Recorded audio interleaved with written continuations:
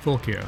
I've flown DCS helicopters for a while, and while I am spoiled with the ease of coaxial rotors, I can hold my own on the Huey or hip. The Apache though gave me a beating. This little mini-series is going to be a 4-parter. Today I'm going to explain to you the basics of why a helicopter fly like it does, what the controls do and how they interact, for those of you that don't know that yet. Part 2 will be all about trim and the various trim options and how to use the force trim release or force trim hold up. Part 3 is all about curves and saturation, dead zones, that stuff, which is far more important in the Apache than any other helicopter. Outside of maybe the Gazelle, this really needs a different setup than your default helicopters where you've either got no curves or minimal curves. And finally I'm taking you through some situations of how to hover, how to fly straight, aerodynamic versus nose to tail trim, how to transition between them and sort of the why behind that in part 4. Now a small caution for those people from the far-flung future, this module is early access. The flight model still has a few kinks to work out if you're not flying within the norms. So you can do pitch down loops with ordnance on, and you can do uncommanded barrel rolls. That should change. So the odds are there are going to be a few patches of the flight model and possibly the content here. Maybe check out the description or comments and see if there's anything that's been patched since. Now first up, you really want a mission without wind to get you started. Get the feel for it first before you add that complication. Now most of the instant action missions all have at least a little bit of wind, so check out my video in the link on how to set up your own little training mission with as little complications. Once off thing, takes a few minutes, and then you jam that and you can practice it over and over with quick restarts. When you hop in the Apache, press right control enter. This shows your controls indicator, and I do recommend you run with this indicator on most if not all the time. Now quick thing, when you boot up, at the moment it is that some of these are in positions that your real controls might not be in, like that is not my cyclic position. If I tap my stick, it recenters and figures out where it's supposed to be. Same with the pedals. The other things are normally correct. So this is my collective up down, white is the current position.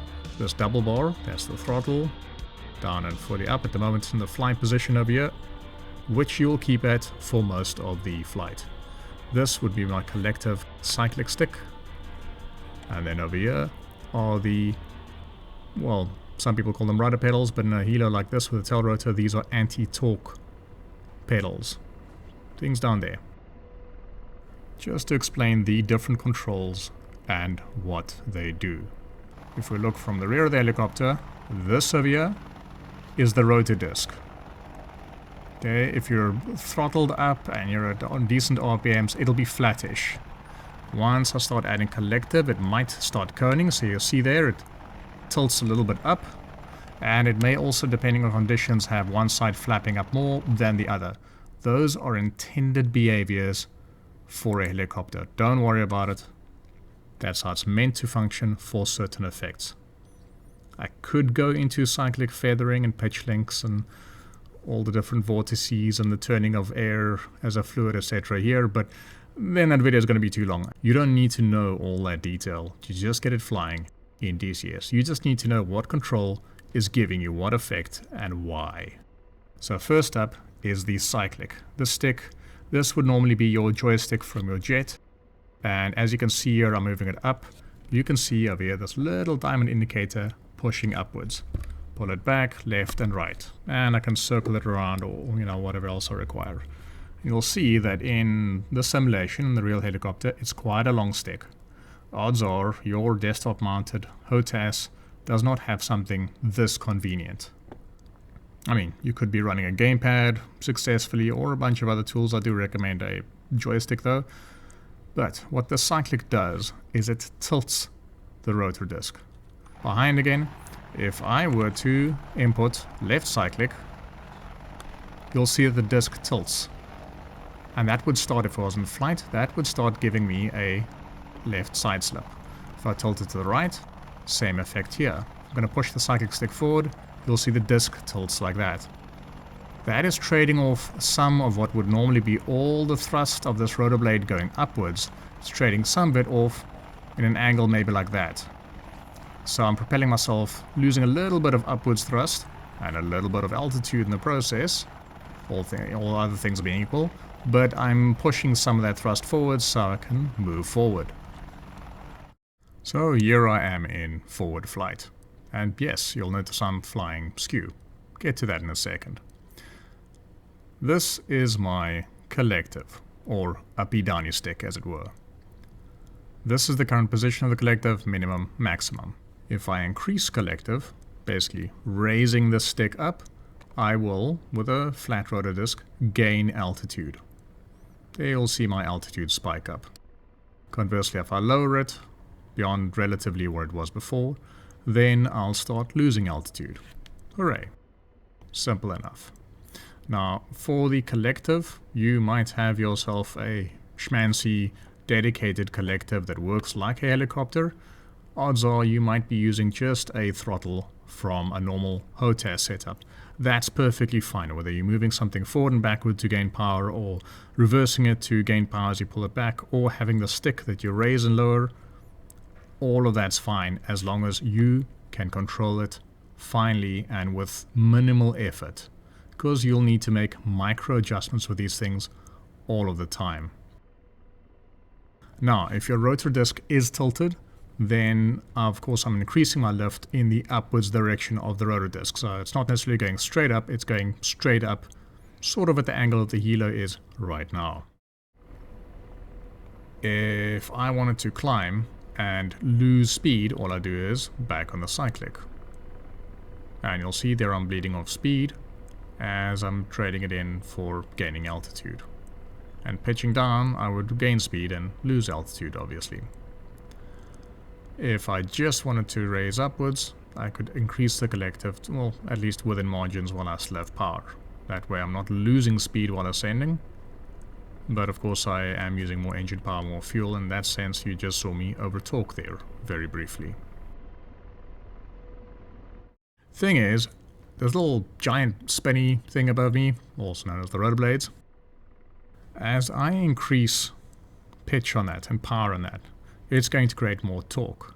Meaning, because these are, I want to say, American style anti-clockwise or counterclockwise rotating blades, blade wants to go that way, my fuselage wants to point the nose to the right.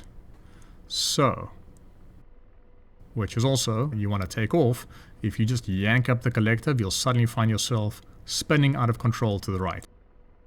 So to counter that, we have the anti-torque pedals down here.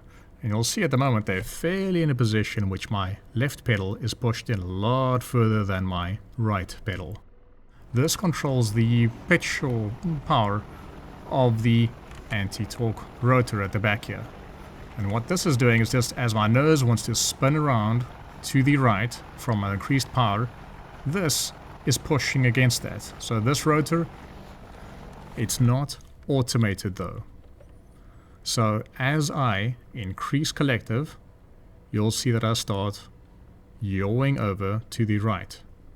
To counter that, as I increase power, okay, I'm a bit heavy on the torque there, I don't want to be quite that heavy, so let me reduce collective.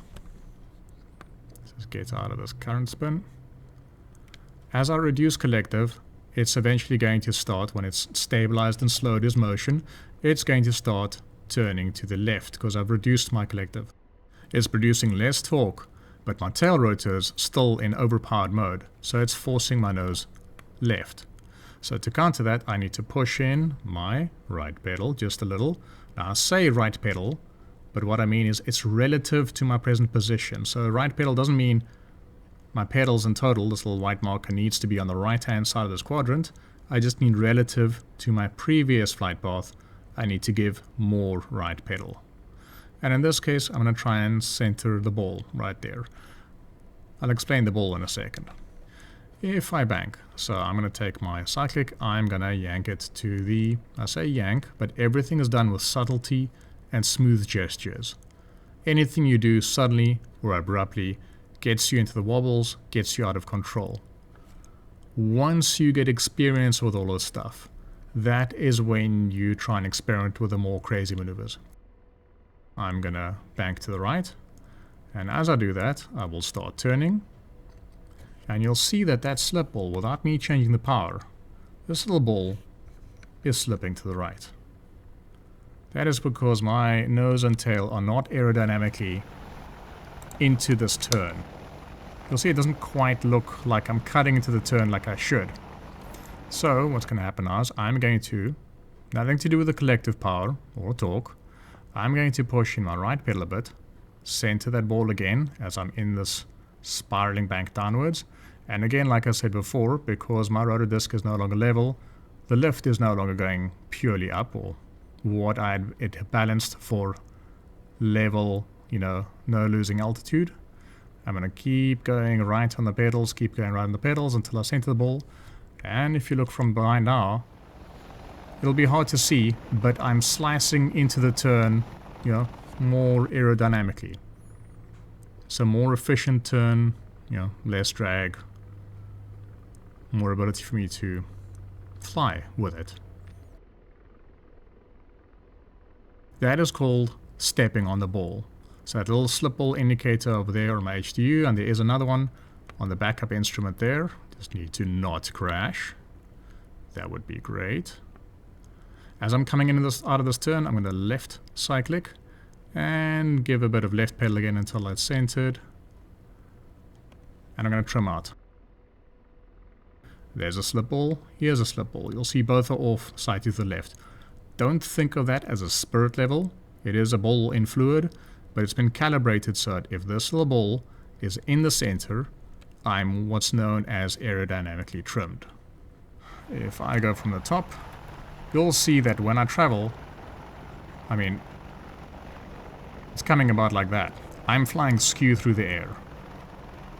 Also, if you were to look at it from the below, I am not exactly... There's a slight little bank to my aircraft as well. That's normal.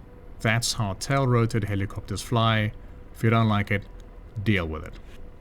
But this is aerodynamically how the rotors are the most level and the most efficient. Even though the fuselage is crabbing through the air and you think, hey, jets don't do that, they want to be aerodynamic. We're not going Mach 1. We do, however, want the rotors generating maximum lift and being more efficient so that we don't have to use as much power or as much fuel getting somewhere. Nose to tail trim is essentially that vector line would be pointing straight up. Again, this is a server without wind. If you had wind, you'd be crabbing regardless.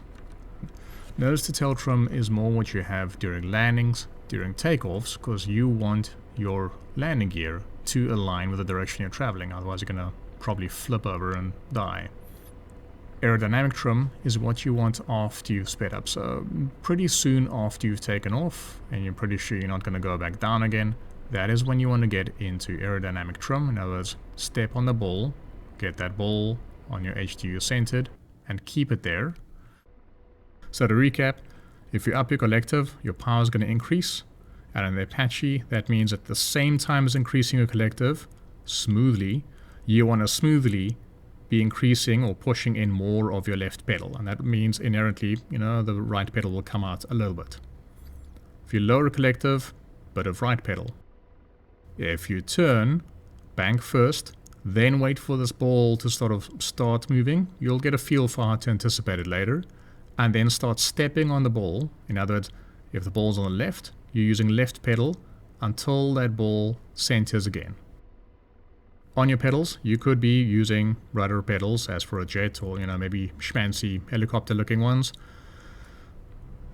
You need minimal force with these. You just need to be stepping on it with your toes. You need very fine control. You're not using a whole leg and stomping down on it. As you can imagine, you're making adjustments. I mean, if every time you bank, you are losing altitude, you might not want to do that. So, for example, I'm going to bank to the left. you'll see my altitude starts slipping. So to counter that, I increase collective, which in this case means I need more left pedal. I anyway need more left pedal just to counter the fact that I'm turning like that. So you'll see I've just had to make 3 adjustments just to go left. I have put the collective a bit too high there. This is not quite a level turn like I might have wanted. And a bit more collective, just get that stable. And obviously when I come out of the turn, I'll have to lower my collective just a little bit again and adjust pedals as needed. So you need to make adjustments with multiple controls just to do a very simple maneuver. And you need to do it in a very coordinated, sort of streamlined process that you start learning how to do it. So obviously all of these things need to be comfortable for you to do minute adjustments all of the time. So if your pedals are really stiff, or you need to stomp down your leg, put them at a different angle so you can ideally use your toes to do fine adjustments with it comfortably. Same with the collective, same with your stick or whatever solution you have. For pedals, I mean, you could be using the paddles of a TCWS throttle as well. You could be using a twist grip on a stick, as long as it doesn't give you, crippling wrist pain doing so, and you can do it finely. Now the throttles, this thing, not to be confused with the throttles on a jet, it does ramp up your engine power, but since in this case the engine power isn't just boosting me forwards through the air, increasing speed, this is different. This, just putting in the flight position, gives the Apache control of the engines, and that it'll automatically, as I increase collective, which changes blaze pitch all around, which makes me want to get more lift, it'll ramp up the engines to meet the demand of what the current pitch is. So just think of it as long as it's there, the collective uppy-downy stick makes me go fully uppy-downy and will ramp up the engines. Great. So you don't typically need to map these on anything but the default binds to get into idle and then to get it up to the fly position. It's only in maybe training or especially emergencies that you will ever change these in flight. Everything that you need for the Apache is probably right here in this very small little area here. You don't want large movements. You want subtle, smooth motions. This is a 20,000 plus pound war machine. It is not a light, radio-controlled heli. You can't fly upside down. You can't do those crazy maneuvers. You have to be gentle, slow, and subtle with your movements. And you'll find that it then flies very smoothly and very controlled. Once you get that stuff down, that is when you can now do the crazy stuff of, you bank sideways and you apply a lot of rudder and you dive down. Potentially kicking it out of trim there. And hopefully recovering in time. Now, your urge might have been to yank up the collective stick right there to prevent yourself from crashing. And that would be a mistake, because yanking this up, immediately you change the pitch, which immediately makes your rotor RPMs droop. Either your engines do not spool up as quickly as your blade pitch can change. So if you rapidly yank up your collective stick, you'll find you get RPM warnings, you'll find that your lift rapidly decreases, you might find that your generators, giving power to all your electronics, suddenly kicks out, so all your screens go dead.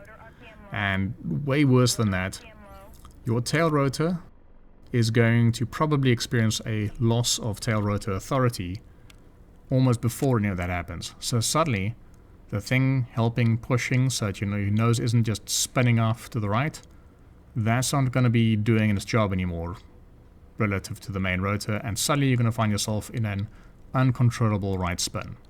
So don't yank up the collective too fast, too far, as you could see in me recovering from that dive. Also, there are situations hot, high, too heavily loaded. If you go and max out the collective, at some point the engines just can't give you any more power, and you will lose RPM rapidly. So if you get RPM warnings, lower your collective, lowers the blade pitch. I know it's not intuitive in terms of you need more power, but you'll find you actually get a bit more lift if you lower the collective just enough that it gets to that 101% main rotor RPM again. Now, there are a few other elements and conditions that I need to mention. your controls are even more interlinked than I mentioned before. If I yank up collective a lot, without now getting RPM warnings, my nose is actually going to pitch up. Very subtle effect, you might not see it, and I'm not using the pedal adjustments, but it is. Similarly, if I collective down, doesn't matter what the other controls are doing, my nose will just a little bit pitch down. If I push on the pedal, outside of getting a bit of a wobble, eventually it will lead to a bank. And if I were to push left pedal now, I'm not going left according to the ground, I'm going left according to what the helo is doing. So there are subtle cross linkages between the different controls as well, in terms of one thing affecting another. Those last two effects I described, of collective changing your pitch and the pedals changing your bank, in the Apache you're going to more feel it if you're doing a drastic maneuver. So as long as you keep your motion smooth and subtle, you don't really have to worry about those elements.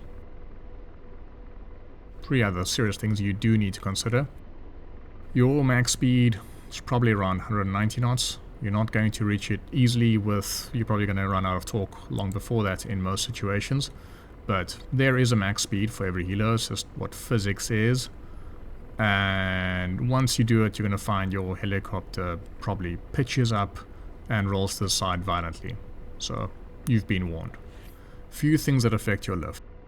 Once you go past 20 knots of airspeed, somewhere around there, you get an effective translational lift. Just essentially, instead of the air coming into the rotors, all from the top and getting sped up like that, there's more fresh air coming in from the front and then being directed down. So it gets tricksy, but essentially just, if you've got airspeed, doesn't matter the direction, that includes wind as well coming in, it makes the rotor blades more effective and gives you a lot of more lift. The other fact that comes in is, if you're about within a rotor length of the ground, the closer you get to the ground, the more, let's say, the air cushions it. It's not quite the full effect, but that's the simplest to understand. Just that your rotors become, again, more efficient in generating lift. So if you're coming in for a landing and you find that there's a sort of slightly noticeable cushion of, you stop descending, that's you hitting what's known as ground effect. And if you're in ground effect, it's known as IG, in ground effect. Out of ground effect is obviously when you're higher than your rotor length. So if you want maximum efficient lift, you'll be in ground effect and above ETL, effective translation lift. Now, the next thing that you should be concerned with is vortex ring state. In the Apache, it's been purposely modeled to be less pronounced than the other helos. But essentially, once you get beneath ETL, and if you have a descent rate of, I think it's more than 500 feet per minute, so mouse cursor if you please, below that scale, and if I maintain that for a while, what's going to happen is the helo is going to start shaking uncontrollably. This is not settling with power. All that was in that case, landing gear saved me, was I was just falling out of the sky. If I tried applying a lot of collective power then last second, the odds are the momentum of me falling would just simply overpower the ability for me the engines to spool up and the rotors to start arresting that descent and then stopping me from descending further and actually getting me to rise up. So I probably need a bit more altitude for this. Vortex ring state also shouldn't exist if you're beneath 20% applied collective, so you must have some power, but just not enough to prevent you from falling beneath that descent rate. Wow, okay. It is really hard to get this bird into a vortex ring state. With its current model, it is. Next episode, I'm going to show you all about trim and how to use force trim, as well as the different options that you have in dealing with it, which is a fairly important factor. Then it's onto the curve, saturation, that stuff, which is surprisingly important in the Apache if you actually want to have a smooth effect. And then finally examples of how to get into hover, how to taxi and so on, with a bit more detail than I've done here today. How to do that smoothly. This is Volk. Be flying.